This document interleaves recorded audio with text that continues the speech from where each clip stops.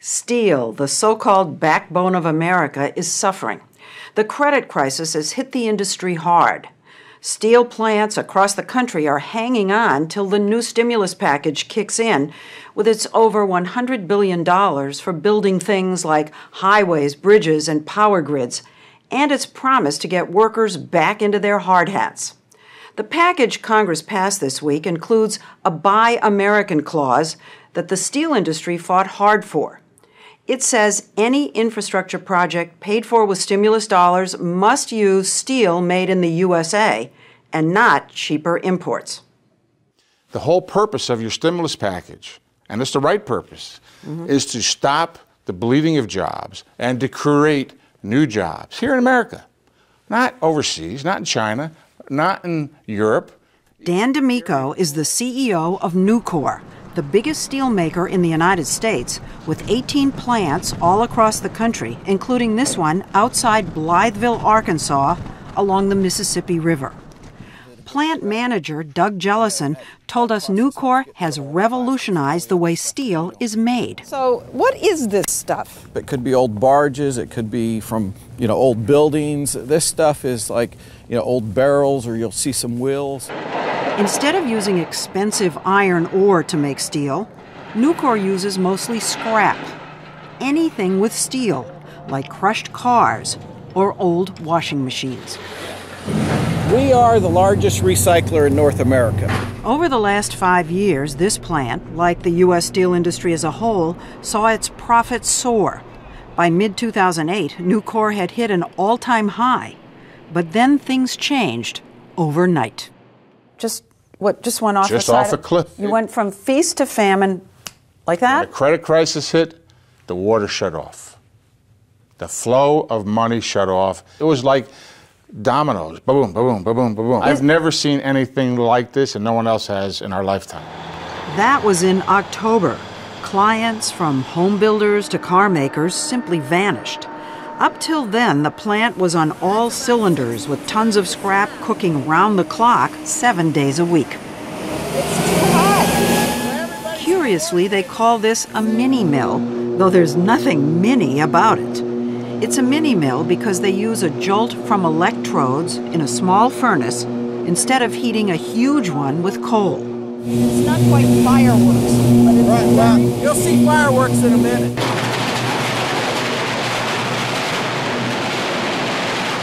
The boom, and yes, it was scary, happens when electricity hits the metal. The process is run from a control room called the pulpit.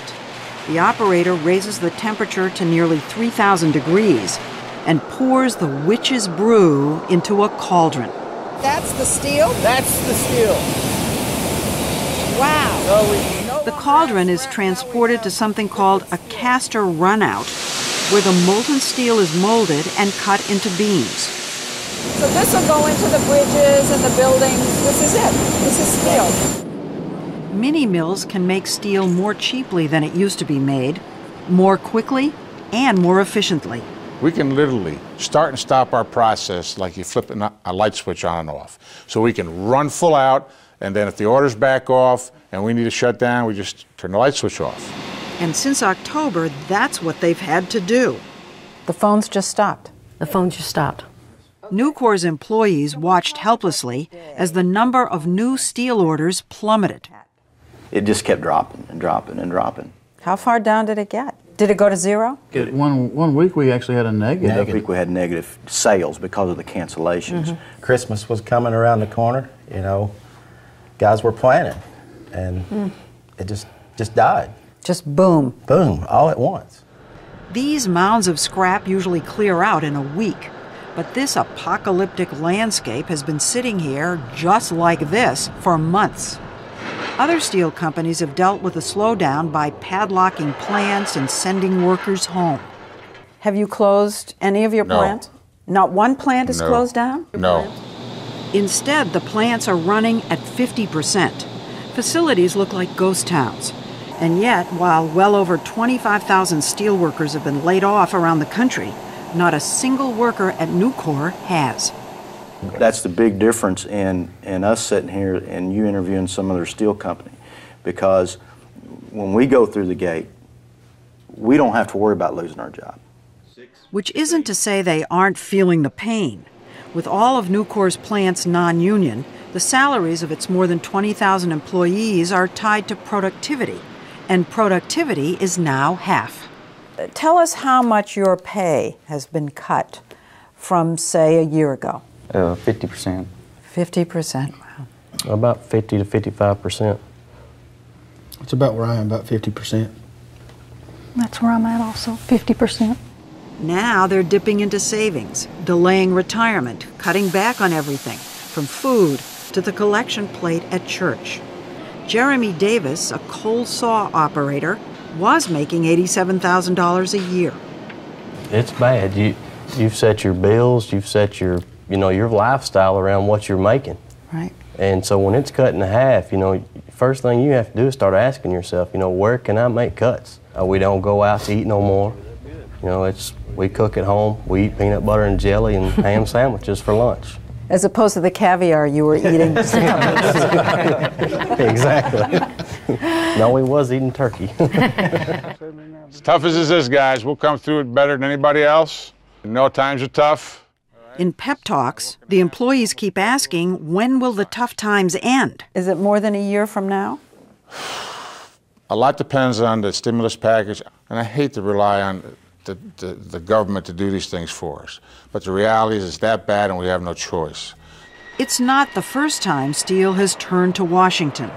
A decade ago, the industry was on its knees with competition from cheap imports and unsustainable retirement costs. For every steelmaker on the job, the company had to pay 6 to 8 retired workers. The industry begged for a bailout. But whatever you were asking for, Washington said no. And the industry collapsed practically. We had 32 steel companies, 32 in this country, go into bankruptcy. But when you got in excess of 100,000 jobs disappearing. Under bankruptcy, the companies shed their health care and retirement obligations. The industry bounced back because of consolidations, automation, and China. I would definitely say that the fact that the infrastructure was growing at the rate that it was growing in China and around the world, because of that, we had 4 or 5 really good years. But now steel is at the mercy of Washington again. Strong Buy America provisions. D'Amico lobbied hard and passionately for the Buy American clause in the stimulus package. What we're saying is, listen, yes, Buy America benefits the steel industry in the United States, absolutely. But what we're saying also is, might that concept not also benefit the U.S. economic engine, get it started again? You're begging other countries to retaliate against us. It's not true. It's the counter-argument. It's as all you garbage. well know. I'm not telling you anything. No, people can say whatever they want. What we have around the world, all right, is a trade war against the United States that we have not showed up for.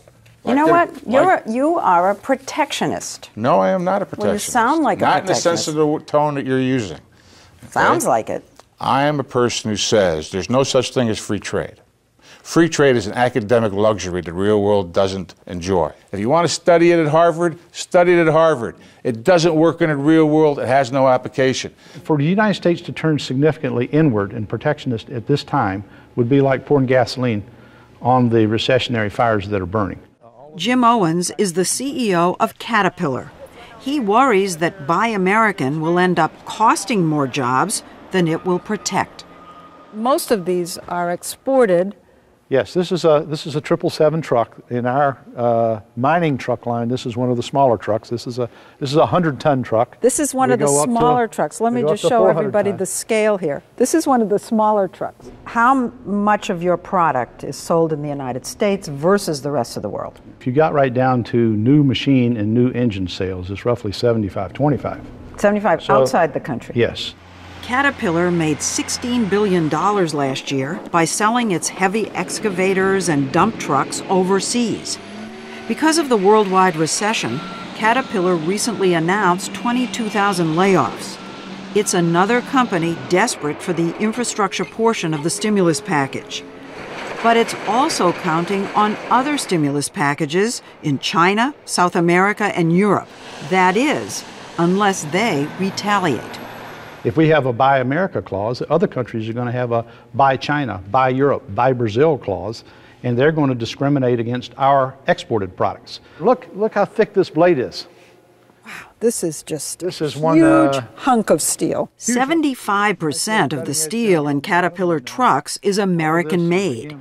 If the company can't sell its earth movers and mining tractors overseas, it'll buy less steel.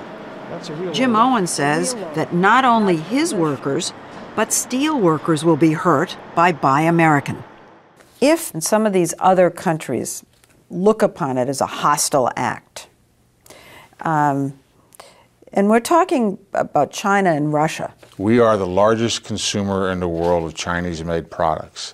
They need us as much as we need them. He says the real hostile act is China subsidizing its steel industry. In January, Chinese steel plate cost half what American plate cost. D'Amico claims that allows China to dump or sell its steel below cost. Taxpayers want to know why they're going to have their money go for something more expensive when they could get steel from China for much less. Why shouldn't we get the bargain? It won't be cheaper from China if it's not dumped and it's not subsidized, okay, which are both illegal according to the international trading practices. In today's environment, when you're running your operations at 50% of capacity, do you really think you're not going to be competitive? Please join me in welcoming our 44th president to Peoria. President Obama visited Caterpillar on Thursday to promote the stimulus package.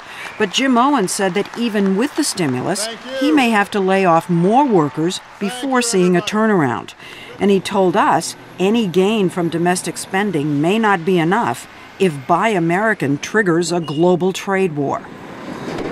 What happens if all these countries that sell steel to us, China, Russia, Brazil, say, okay, well, we're just not going to buy Caterpillar products.